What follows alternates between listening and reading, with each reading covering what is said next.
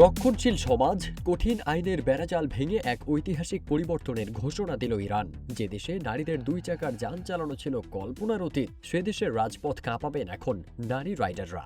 দীর্ঘদিনের আইনি অস্পষ্টতার অবসান ঘটিয়ে ইরান সরকার শেষ পর্যন্ত নারীদের মোটরসাইকেল লাইসেন্স দেওয়ার আনুষ্ঠানিক ঘোষণা দিয়েছে। এতদিন ইরানি আইনে নারীদের মোটরসাইকেল চালানো সরাসরি নিষিদ্ধ ছিল না, কিন্তু কর্তৃপক্ষ তাদের লাইসেন্স দিতে অস্বীকৃতি জানিয়ে আসছিল। ফলে নারীরা মোটরসাইকেল নিয়ে বের হলেও দুর্ঘটনার শিকার হলে কোনো আইনি সহায়তা পেতেন না, উল্টো তাদের উপরই দোষ চাপানো হতো।